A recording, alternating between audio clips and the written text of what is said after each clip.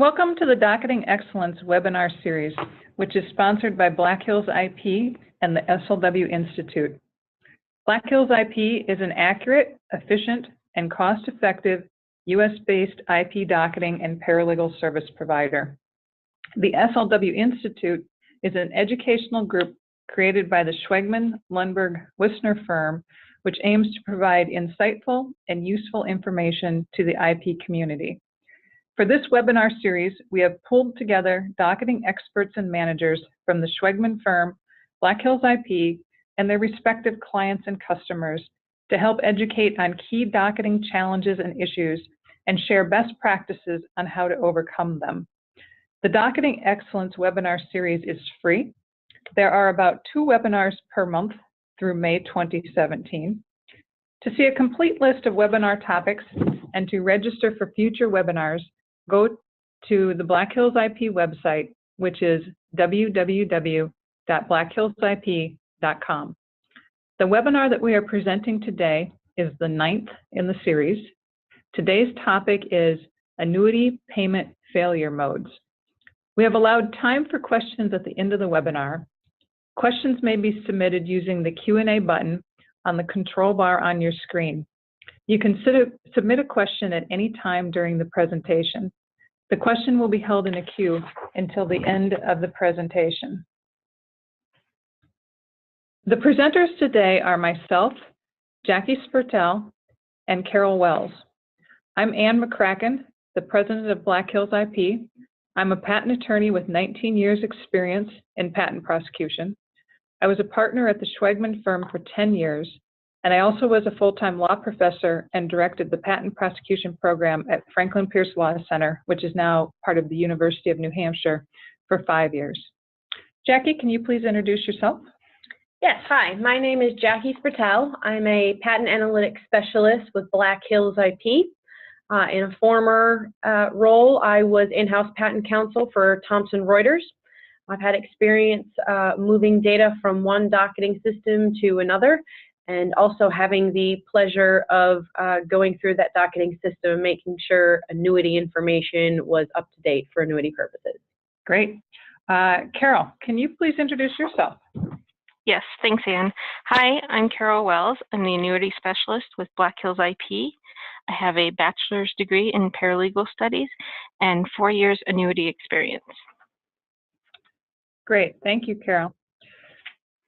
Annuity docketing errors are renowned for exposing an organization to extreme liability, but these errors usually don't occur where one would expect. This webinar will focus on the vulnerabilities in the annuity docketing process. And because our audience has varying levels of experience in docketing and annuities, we're going to start with setting the background and the stage, and then get into the weeds a little deeper in some of the later topics.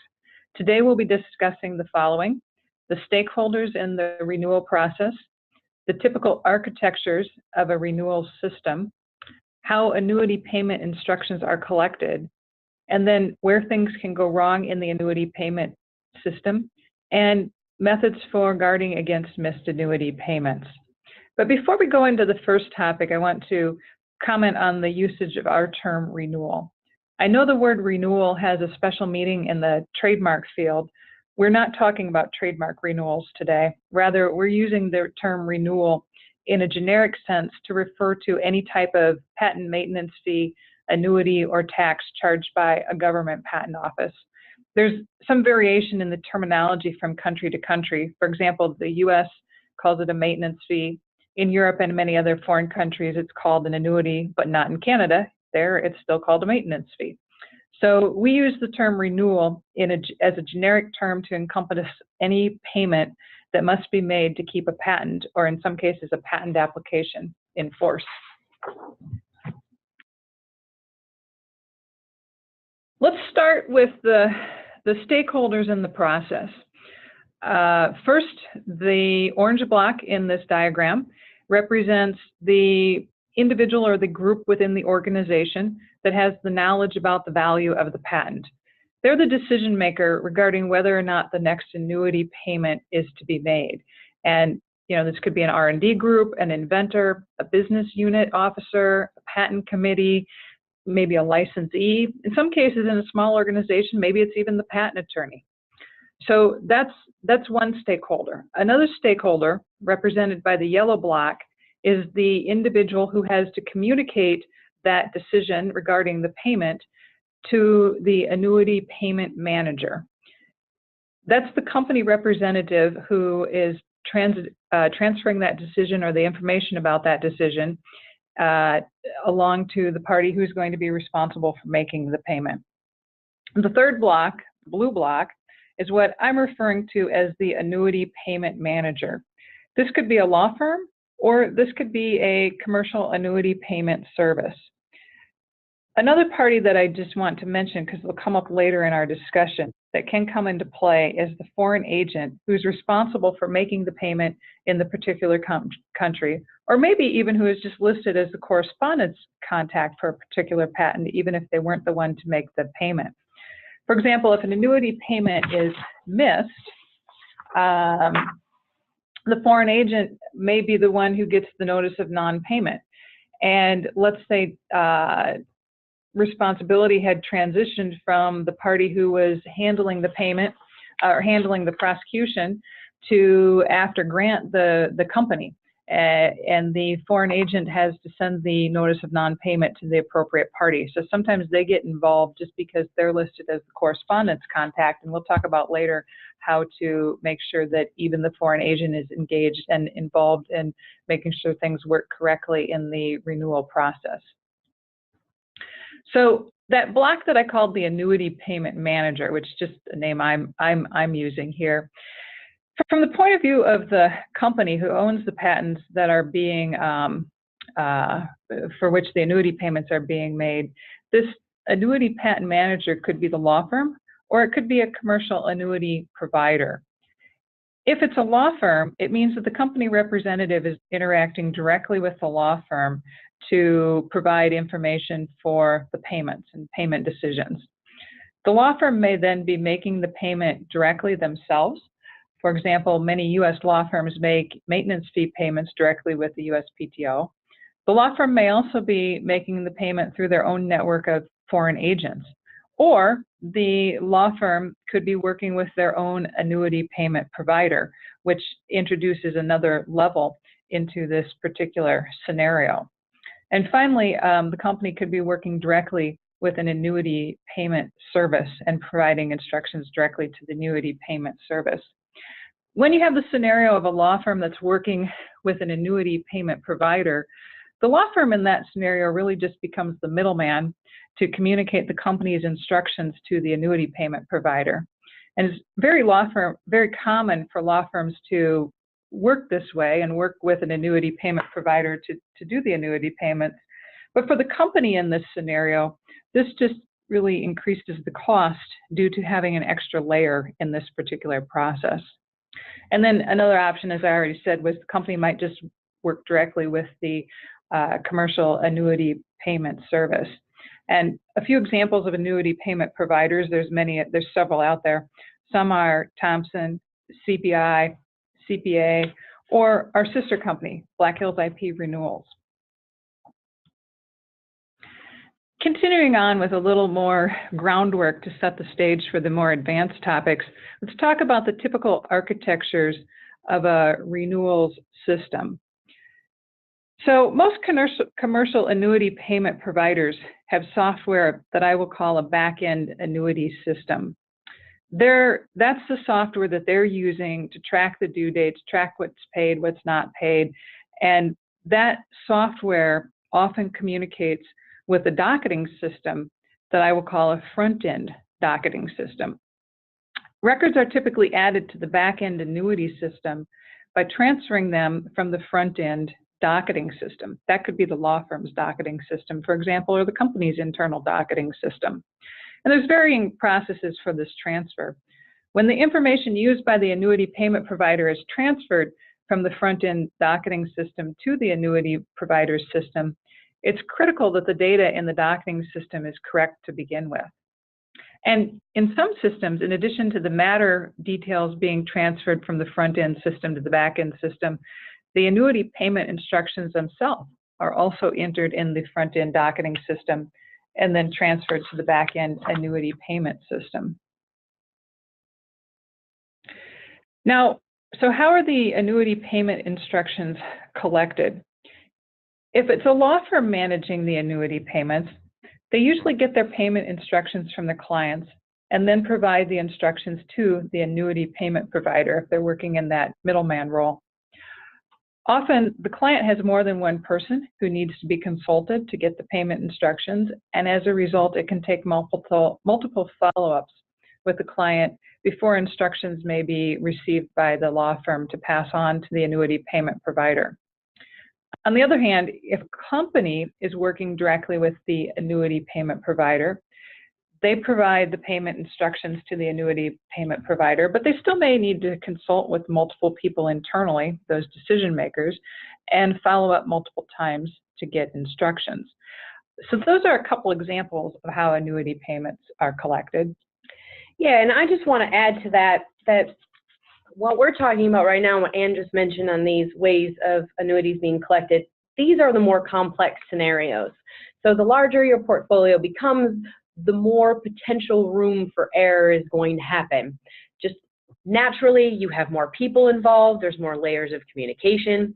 For example, if a company has a small portfolio, as Ann said earlier, patent counsel may be more intimately familiar with the patents themselves and therefore can easily make the decisions. But as the company grows or they start using external services, this can quickly introduce some complexity that could cause some errors. That's a great point, Jackie. Going on, as you all know, annuity docketing errors, and I mentioned before, can expose an organization to significant liability. But what's surprising is that these errors usually don't occur where one would expect.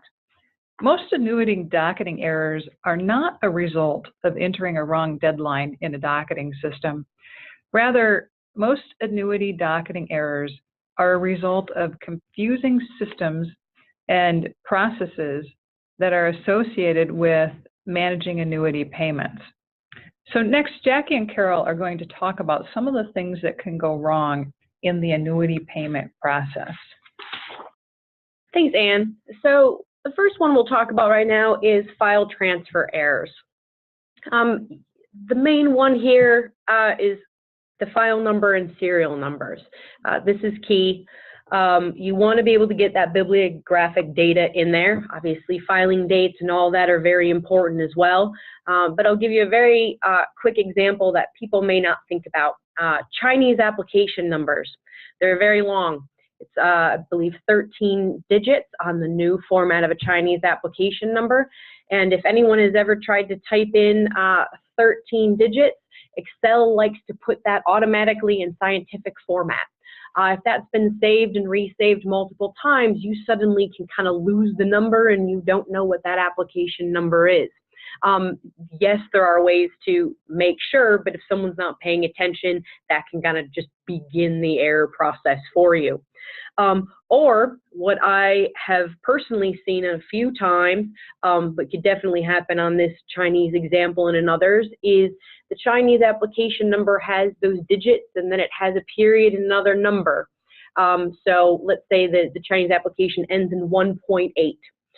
It will round it possibly in Excel to 2, which is now giving you a completely different application number. So you randomly now own a patent in your system that you didn't know you had. So now that you have that in there, you know, now you have this completely unknown application and you don't quite know what to do with that error on those. So how can you prevent errors like that? If obviously you're going to use Excel a lot of times, how do you prevent that? Yeah, so I have kind of 2 tips for here. One would be, if you are the customer, consider giving your annuity provider or whoever you're working with an additional copy of the data in a non-Excel format. So when I say Excel, I could also mean CVS. I mean a spreadsheet.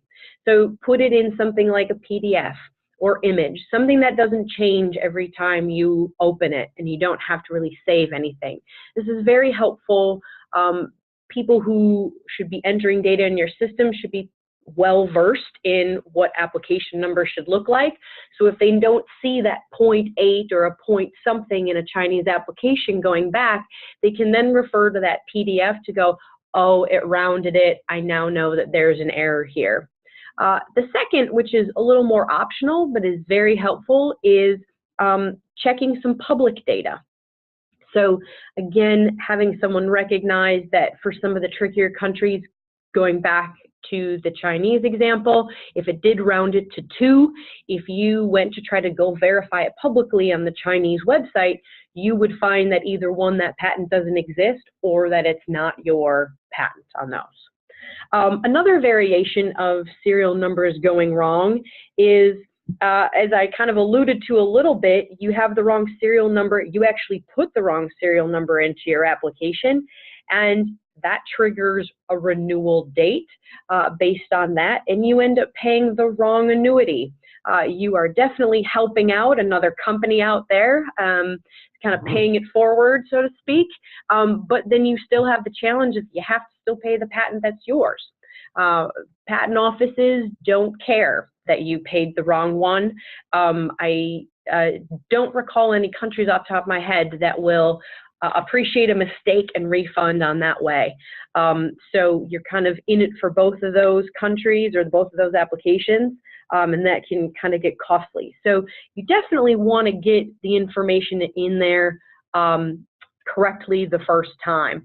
And the second and third bullet kind of meld together a little bit for me. Misplaced files, particularly if they're physical files. You know, you miss a sheet of paper that has a list of data on there to get into your system. But one that's becoming a lot more common is the selling and transferring party fails to send a complete list for various reasons. And a complete list, most people would say, oh, they just didn't include one sheet of patent numbers. No, I've seen that. It's a little more nuanced. To me, a great example of this is some European countries. You know, backing up just a moment, when a merger and acquisition is happening, yes, IP may be included, but if you think about it, they have so many things that they're juggling. They're juggling employee listings and physical assets and so many other aspects to selling or buying a company that sometimes the IP information can just get kind of quickly put together in a list and everyone thinks that they know what they're talking about. Then when you hand that list over to someone to enter in your system, they might need some additional information on that. So it's a great starting point, but sometimes those lists don't have everything that you would need to onboard. So back to my European example, if you were doing a merger and acquisition, let's say you have a European application. Very little quick background on a European application. You prosecute in Europe. It's this kind of regional patent office. Once it grants, you can pick what European countries you want to designate. So for example, you could pick France, Great Britain, and Germany. You pay in those countries and you now have patents in those 3 countries. So let's say during the merger and acquisition, they list the European application, but they fail to mention the France, Germany, and Great Britain ones. That's an example of an incomplete listing there. Or an even more common example, mergers and acquisitions take months. So at the time they put the list together at first, you have a pending European application, but 6-8 months go by and you now have a granted European application and no one thought to update the schedule with the 3 additional countries. So ways to kind of not prevent that, but things to think about are, you know, if you're on the annuity provider front, printing out a list, talking over with your customer or your client and saying, this is what we have in our system, we're about to put into our system, here's some questions that we have. So start that communication early with that client or customer about what truly is in their system. Also, you know, if you're a customer or a client, take a look at that schedule before you send it to the annuity payment provider. If you yourself are well versed in the portfolio, take a look at it yourself, or get the stakeholders involved to say, is this really the listing we want to send to a provider to start getting into the system? Those are some great tips, Jackie. Earlier I said that the records are typically added to the back-end annuity system by transferring them from the front-end docketing system. So in view of that, one of the most important things that you can do to prevent annuity docketing errors is to make sure that the key matter information, like the serial numbers that Jackie mentioned or patent numbers, are entered correctly into your docketing system. If it's entered correctly into the docketing system, it should transfer to the back-end system correctly. So as a practice tip, it's a good idea to periodically audit the critical data fields that are needed for docketing, or not docketing, that are needed for annuity payments in your docketing system to make sure that they're correct when they're transferred to the annuity system. And that will help reduce the likelihood of docketing errors on the annuity front. Carol will now talk about other things that can go wrong. Thank you, Anne. Yes, some other areas that can cause some errors are confusion over responsible party. Shared responsibility for payments is a major source of problems where one of the parties has a weak process.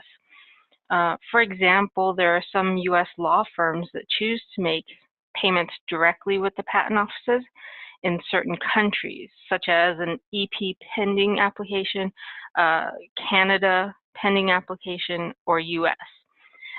Also, they use the payment provider then to make payments in the more complex countries. So I can see how that could get confusing. How do you prevent that? Well, one of the best ways is to communicate. You'll be hearing that a lot.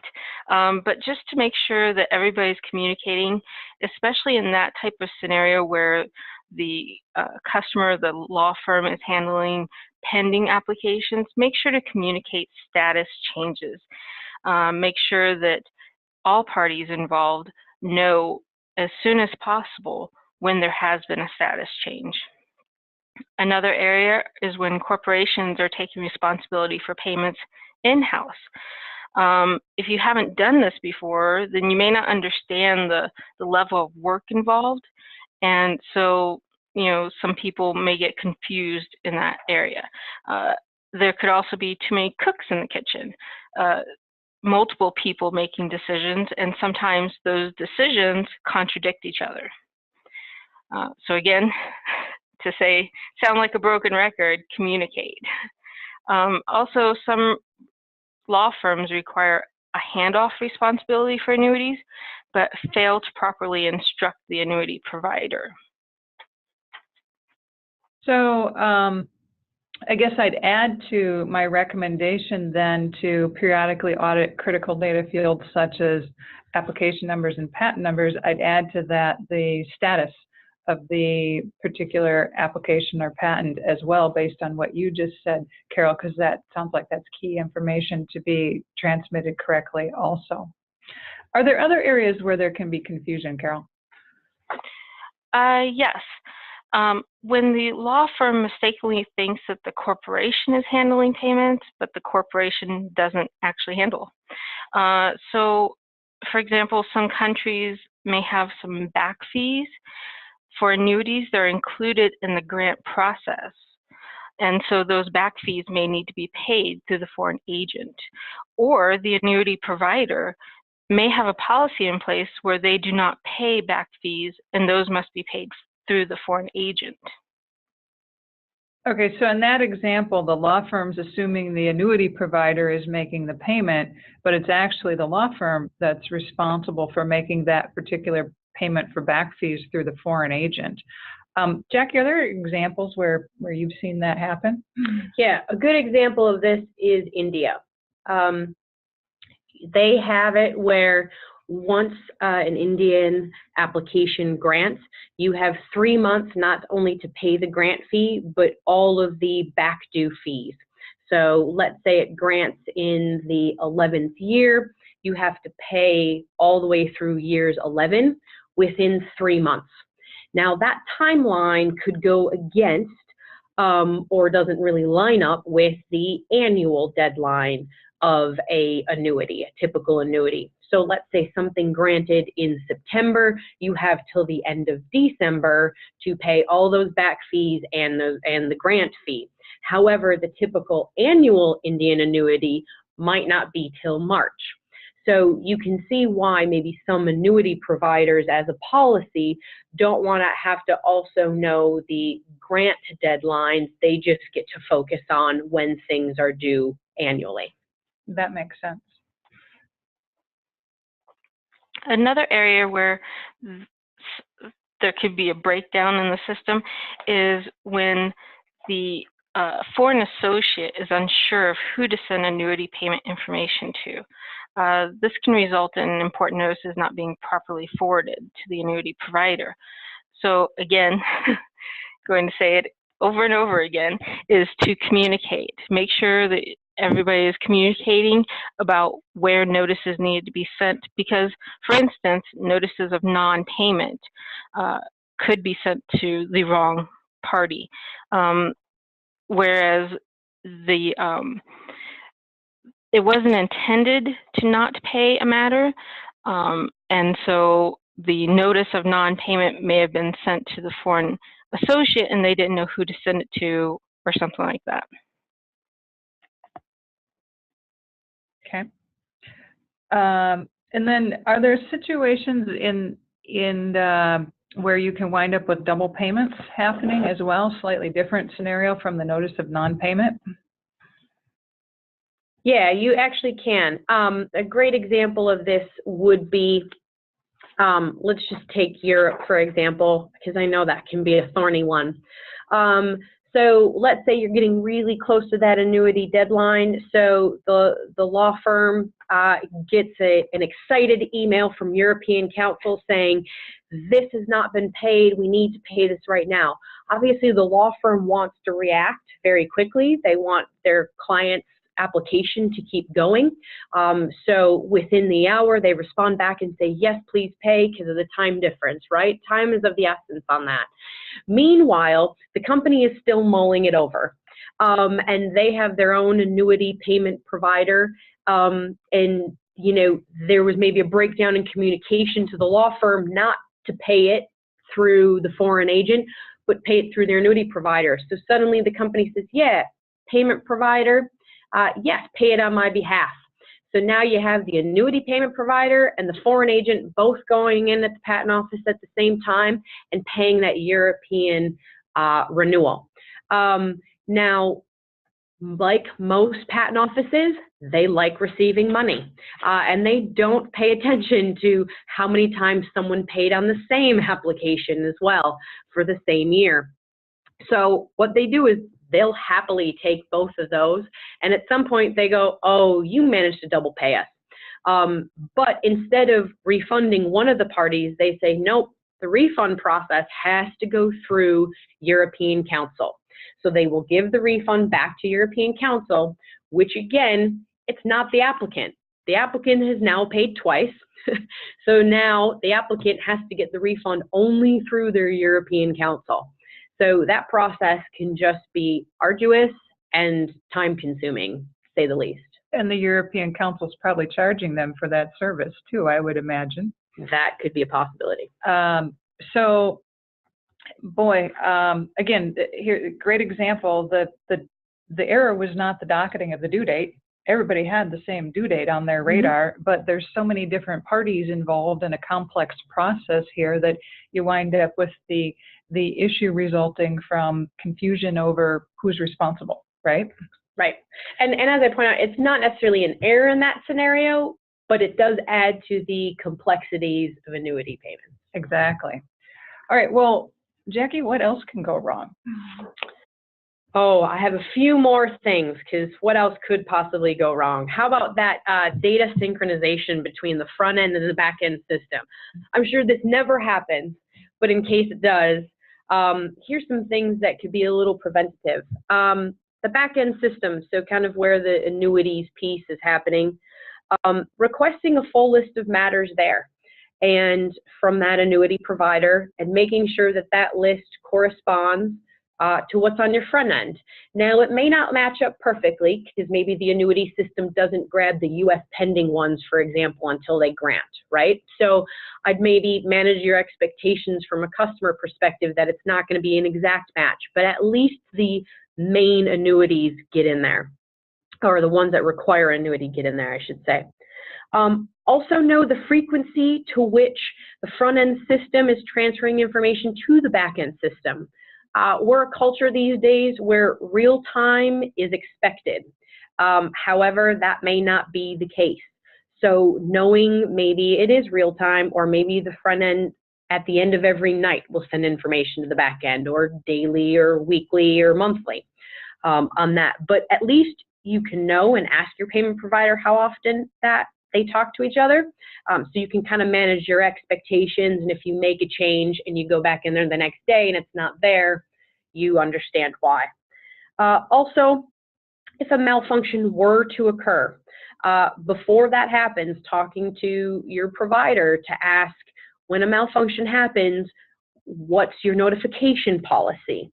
Will you automatically notify me, and then will you also give me a listing of what you have in your system when it went down? So I can do a self-audit if possible, and trying to quickly get back up to speed so your two systems are talking to each other. The second bullet, and for all of you customers or clients out there, I know you guys would never do this to us or to anyone, but inability to locate the client to get instructions. This is very similar to how I think about that emergency contact when you're flying. You want multiple ways to get a hold of you, particularly if you are the sole person making decisions. Having two phone numbers, possibly two email addresses, an admin or someone else who maybe can't make the decision but knows how to get a hold of you. Those would be all great ways to lessen the ability to locate you if an emergency instruction needs to happen. If this does tend to happen quite a bit, where you're finding that people are trying to reach out to you in an emergency manner, or on the annuity provider side, you're having a hard time locating a client, maybe it's time to have a discussion about setting the instructions to an automatic payment. This can lessen the fire drill that happens, and that way you at least avoid missing the deadline. Obviously, there's a financial responsibility there, but it may lessen those fire drills for you. The third one here, communication, it's coming up again, or documentation errors. Human error, it's one of those things that you will never eliminate, but you try to reduce it. And I would say try to minimize it by lessening multiple human touch points and automate when necessary. I'll give an example. Let's say your process, you receive the instructions, or you're sending the instructions, whichever hat you're wearing, by email, which means then the email, someone is reading that email and interpreting the email. A great scenario might be in the email you type, "do pay this matter," and in "do" you have it in all caps. A lot of people could misinterpret that, because caps normally means the negative in emails, or kind of has a, kind of pay attention to this, what's happening here, and it could be interpreted as "do not," and could go abandoned there. So if you had an online system where the company representative went in and just clicked a button to pay or to abandon, you kind of lessen that human error factor in there. And lastly, the fourth bullet, payment errors. No one wants to ever think about this. You have signed up with either the payment provider on paying these, and everything went right, but the payment isn't submitted. What can you do? I always think the best preventative solution here is to instruct in a timely manner so that the payment isn't being submitted at the last minute. And what does that mean for a timely manner? Different providers would have something different. It could be something like a month out, 2 months out, maybe even 6 months out. We're definitely talking a little bit longer term here. How does that help? It helps with if things go wrong at the patent office. For example, if an earthquake or a tsunami happened at the Japanese patent office. If you think about it, we're here in the US. There's a huge time difference. If you say, yep, we want to pay this, we have to reach out to you'd have to reach out to the Japanese patent office. If there was some force of nature that happened and they were down, you don't know if the Japanese patent office is going to allow extensions. But if you have paid 2-3 months ago and something happened, well, they have time to recover, or if there's any questions on making that payment, the provider can get back to you as a customer to resolve those and still pay it in a timely manner on those. For important cases, if you want to just keep checking the patent office's public sites, this helps if you are paying something at the last minute and you would kind of like to check, or if you have an important case that you just want to kind of keep an eye on. Note some patent offices, they are better at updating right away. Others may take a few weeks, but it is an option available to you. But if you're still in doubt, always contact your provider and say you'd like confirmation that patent X, Y, and Z did get paid, so that lessens your anxiety about that important application. And last but not least, if you're thinking that your payment provider, this has happened to you a couple times with them not paying, if they're becoming a little more unreliable or you're not trusting them, maybe at the end of the day, you need to consider looking at other options for annuity providers. So, Jackie and Carol, you've given some really good tips and recommendations as you've been walking through what can go wrong. But let's step back now and just summarize what we can do or what our audience can do to guard against missed annuity payments. Carol, can you start us off? Yes. So one thing is to take extreme care when transferring responsibility of payments between parties. A good practice to have would be to have a stop-start date for the responsibility. As soon as you know that you're going to be transferring matters from one annuity provider to another, you would want to provide your current provider with a stop date, and then provide your new annuity provider with a start date. Some things to look out for when you're doing this is that ask your current provider based on the stop date when they will, how far up to that stop date that they will make payments on annuities. So for example, if you're giving a December 31st stop date and they will make payments up to 2 months, so say October 31st, then you would want your new provider to start on November 1st. So those dates may not match up, the stop-start date may not match up with each of the providers. Also, when you provide your current annuity provider with a stop date, at that moment you'd want to ask for a listing of all the matters that they have in their system for you, or a master list. And also at the stop date, you would want to ask them again for a new master list. And this is just to make sure that there weren't some matters that might come in or status changes between the stop-start date. Another area is responsibility is shared. Make sure you have a very well-defined process in place. We keep talking about it, but communication is key. Make sure that everybody understands the process as well. Third is the process for file transfer. They should be well defined and managed at a top level so it doesn't get relegated to employees who don't know the big picture.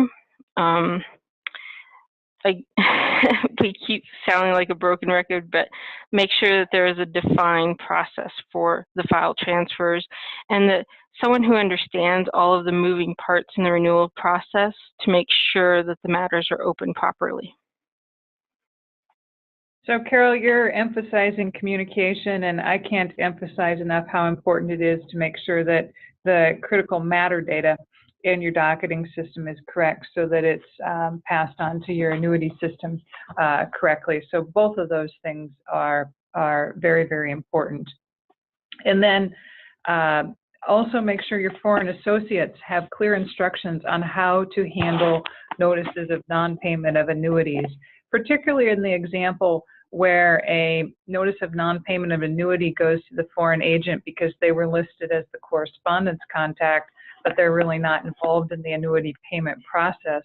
And let's say they had been working with the law firm who was handling the matter during prosecution, but the foreign agent doesn't know that at the point that the patent granted, responsibility for annuity payments was handed back to the company. The foreign agent in that scenario would likely send the notice of non-payment to the law firm.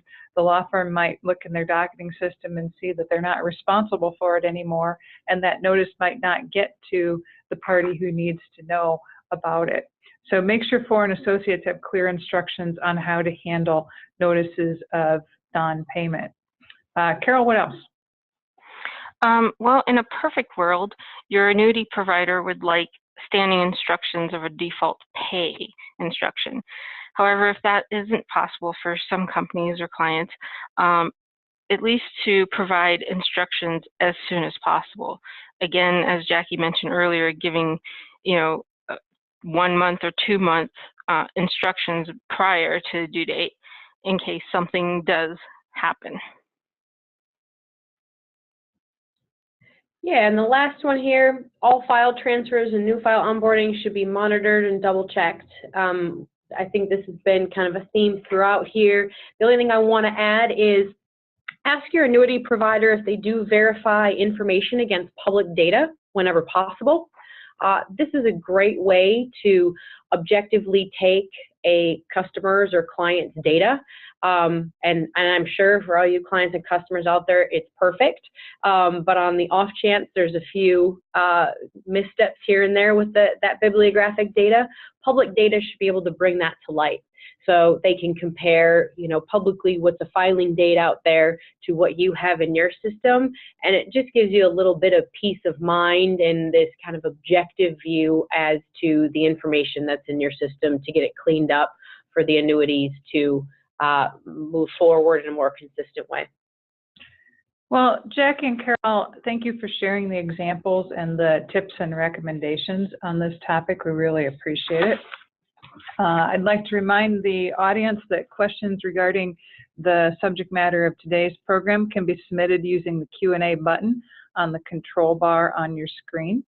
If you have general questions about Black Hills IP services or processes, please contact our Vice President of Sales, Jim Brophy. His contact information is on the slide that you're looking at. It's also on the website. And today we've discussed annuity payment failure modes. More specifically, we walk through some groundwork on who the stakeholders are in what can often be a very complex renewals process. We looked at the typical architectures of renewal systems and discussed how annuity payment instructions are collected. And then we went into detail on where things can go wrong in the annuity payment process, and that is typically in the events around how instructions are obtained and information gets to the annuity docketing system. It's generally not as likely that it's in the due dates themselves. And then we just gave you some methods for guarding against missed annuity payments.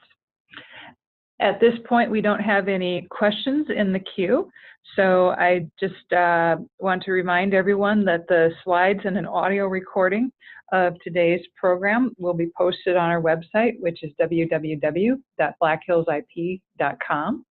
Actually, I have one question that's just popped up, so let's take that before we move on. That is, how many times should you notify a client they're responsible for the annuity if they do not confirm they received the first notification? So I'm sure that practice is going to vary from organization to organization. And I'd say, particularly from the point of view of a law firm, it's very important to have that, whatever your firm partners decide, documented, and to make sure that the docketing team or the paralegal or the annuities department follows that process and documents when they've followed up with the client. Jackie, do you want to add anything on what's the right answer on how many times you follow up?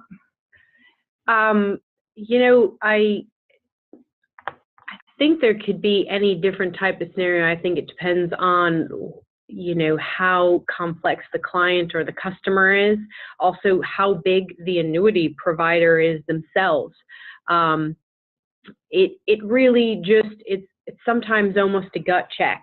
I would say as many as it takes to get an answer from the client.